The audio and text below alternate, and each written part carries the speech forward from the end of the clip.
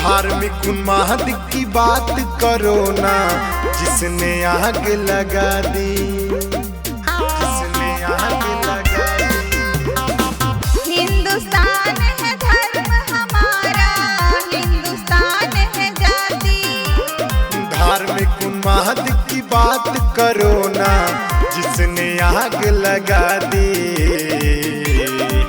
मैंने ओढ़ी रे चुनरिया तीन रंग वाली, मैंने ओढ़ी रे चुनरिया तीनों रंग वाली, तीनों रंग वाली,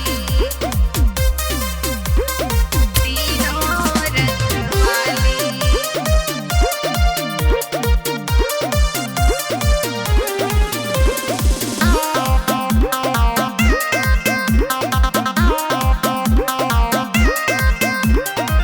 ना कोई हिंदू ना कोई मुस्लिम ना कोई सिख ईसाई, एक तिरंगा झंडा अपना, एक है धरती माई, एक है धरती माई। ना कोई हिंदू ना कोई मुस्लिम ना कोई सिख ईसाई, एक तिरंगा झंडा अपना, एक है धरती माई। मैंने ओढ़ी रे चुनरिया तीन रंग वाली, मैंने ओढ़ी रे चुनरिया तीनों रंग वाली, तीनों रंग वाली, तीनों रंग वाली।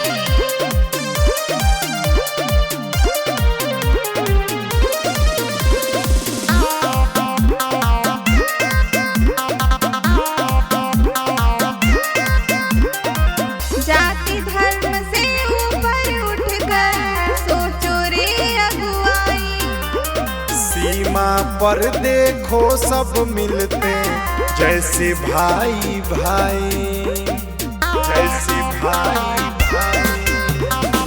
जाति धर्म से ऊपर उठकर सोचो रे अगुवाई, सीमा पर देखो सब मिलते, जैसे भाई भाई।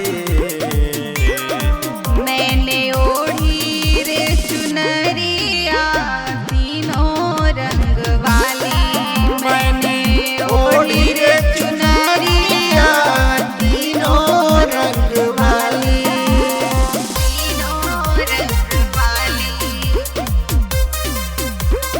तीनों रंग वाली।